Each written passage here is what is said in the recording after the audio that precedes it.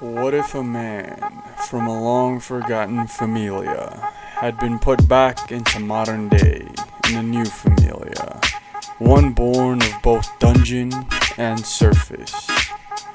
What if this man, Cranel, was the fallen hero that would one day save us all? What if this was a familia myth? Sit back, relax, and enjoy.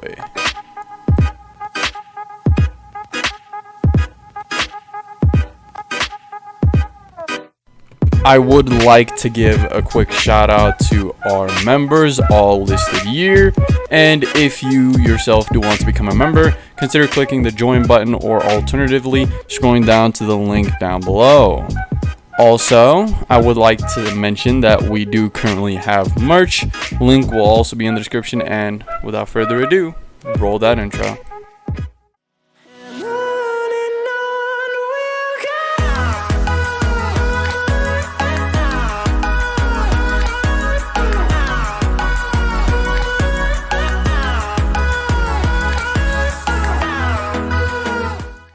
We start off seeing that much had happened since we had last spoke, or since the story had last progressed. We see that Bel had not only returned to the city, but something is in motion. We see a bunch of gods like Hephaestus, Hestia, and even Hermes standing around a table. We hear them talking about how they need to stop Apollo's rampage, him taking out Familia.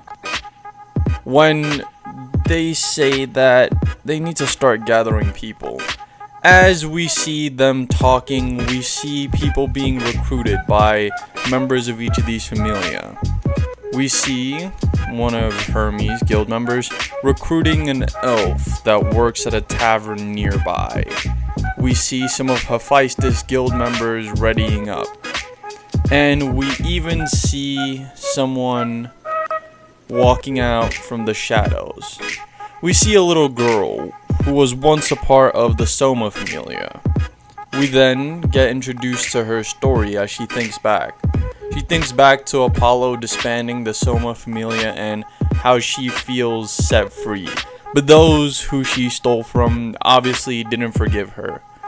Lady Hestia, on the other hand, had given her a place to go, and had even contracted her. Lady Hestia is her goddess, and she will always appreciate her. On the other hand, we see that Bel had formed a connection with Hestia as well, finally signing her contract.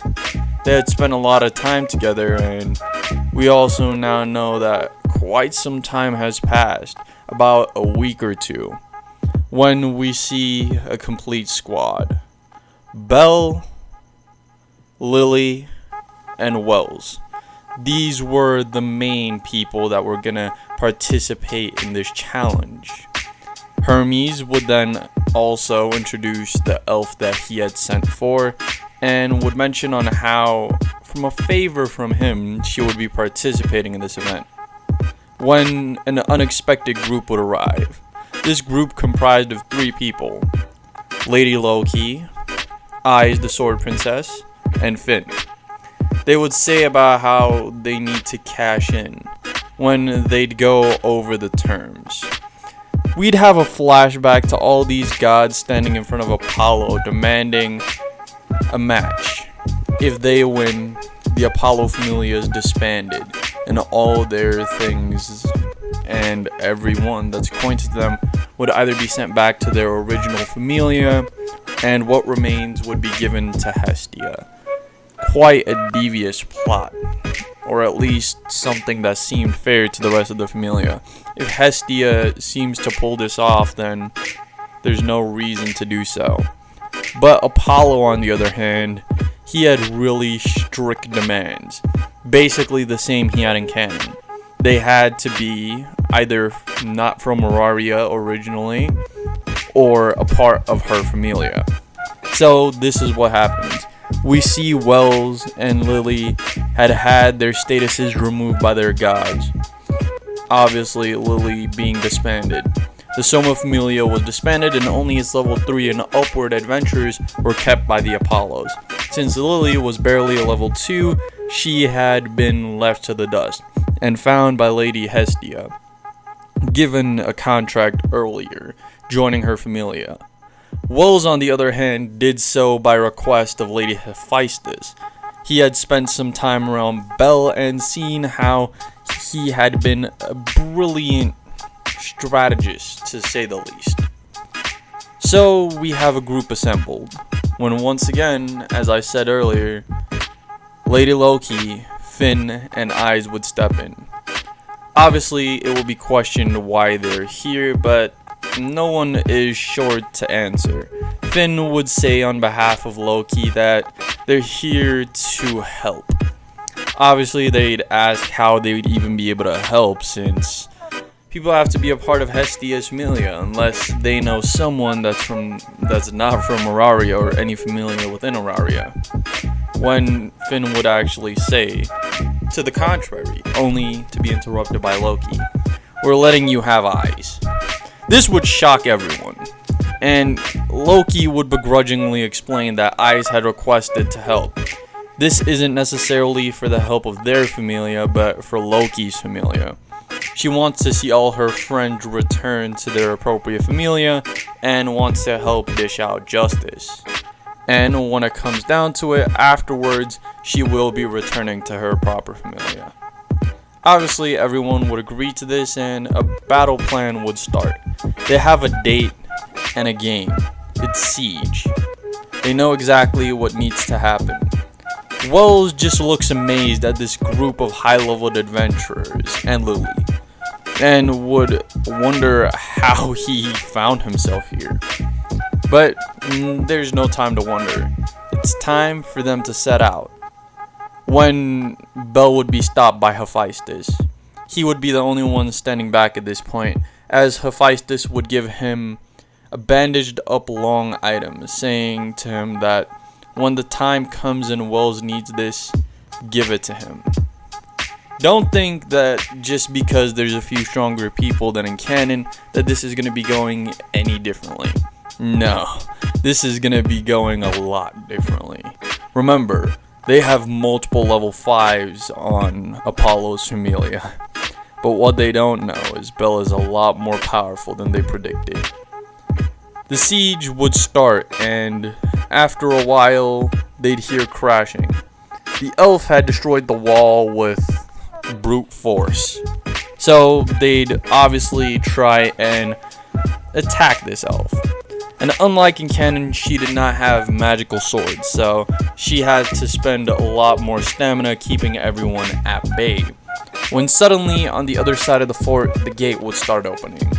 We'd see that this new member of Hestia's Familia, meaning Lily, had some exponential skills. She could transform herself to look like anyone or anything else.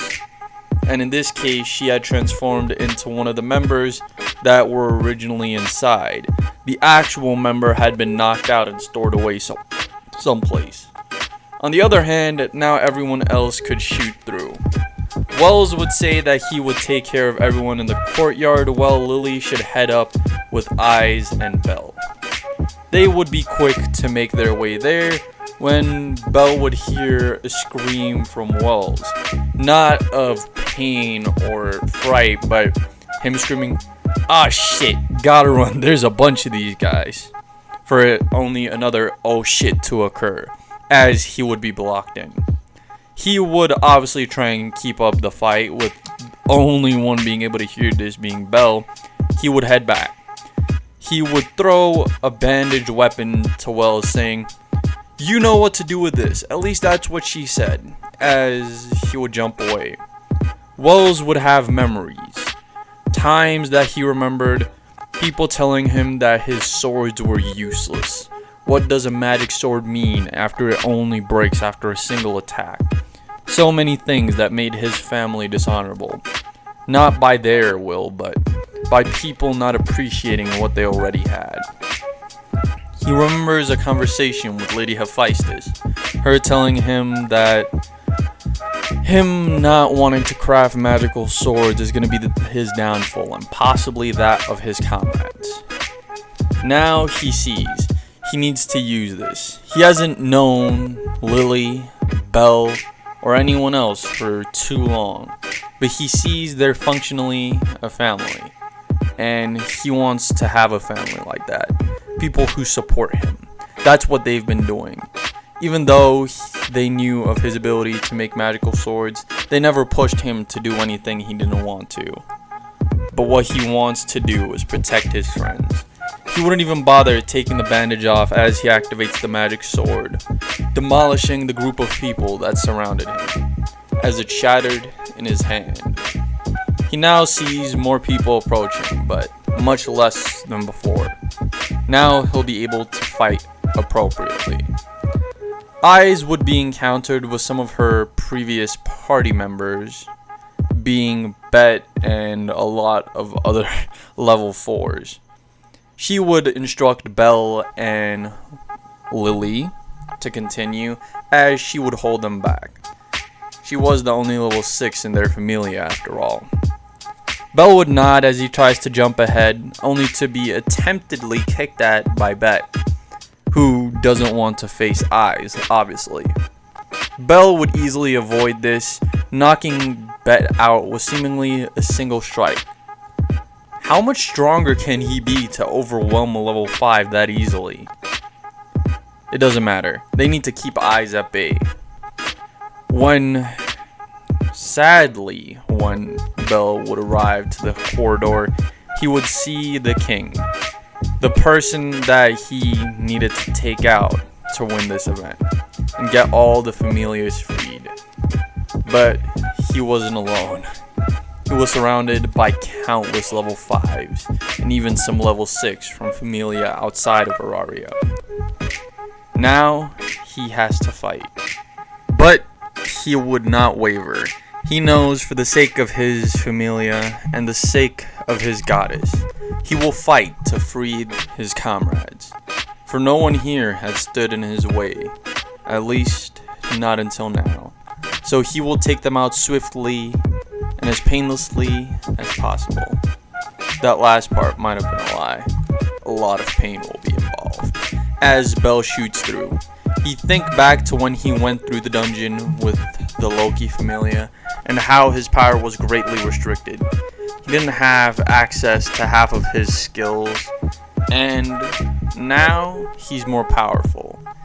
He is Auraria's first level 7. And on top of that, him and everyone in his familia had awakened a trait, the blessing of Hestia. Quick learn. Gathering XP quicker through the feeling of one, or the emotion of one. This is Hestia's blessing. Obviously not in canon, but for this what if. It lets me scale characters a lot easier, to say the very least. So, just to recap, that means Belle, Lily, Wells, and Eyes, all possessing the quick learn trait. So, Belle will charge forth, feeling himself getting more powerful as he takes out more and more enemies. He doesn't even need to kill them, just avoiding them, hitting them as quickly and as powerfully as possible. He could feel himself gaining stats, becoming more powerful.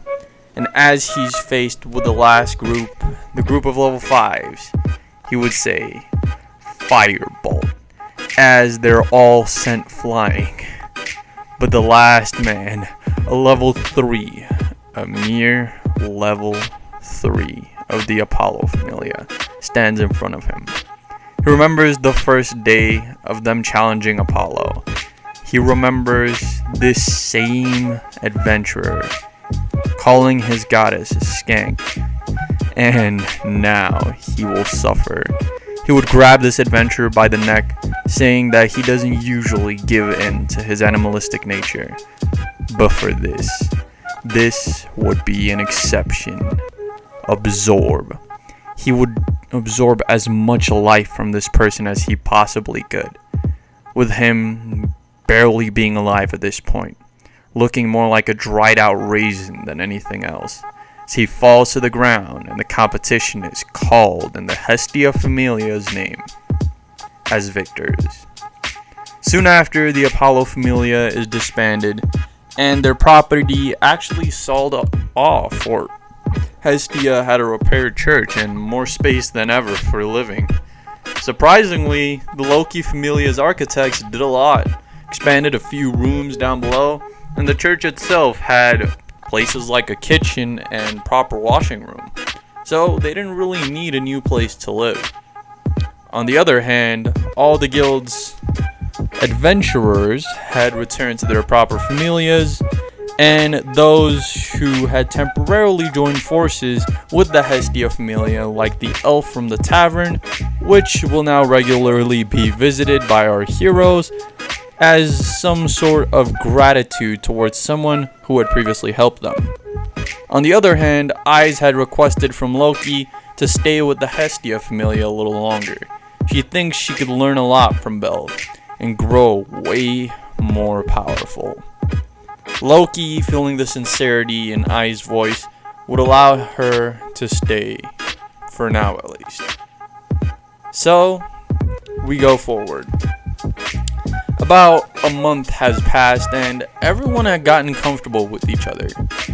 Wells and Lily have more of a brother-sister relationship, and Eyes would look up to Belle, somewhat of a hero to her, someone she wants to strive to be like, someone who, even though he holds great resent to people, he would put that aside for the sake of others. Not the ones he's facing, but the ones he cares about. And luckily for her, she's now one of those.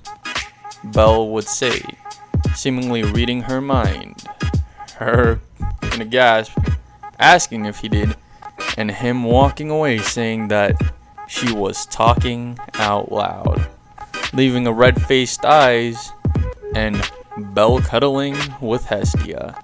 But yeah, that's gonna be it for this part, guys. I really do hope y'all enjoyed, and yes, this was like a third longer than usual. I really do hope that y'all did enjoy that once again. And yeah, I feel we did a lot of progress going over the entire Apollo arc. I know I didn't get too much into fight scenes, but when people fight on this level early in Danmachi, there's really not much to go about. But going forward, things are gonna get a lot more interesting. But next part is going to be slightly longer than this part, maybe even double this part's length. But basically, that's going to be the last part of this series for a while, at least till season 4 of Danmachi is properly out, properly finished, and all that has been going for a while. So as I said, thank you to the Dragon Lord for creating our intro and outro, and our boy Steak for editing these videos. And without further ado, roll that outro. 1, 2, 3, let's go!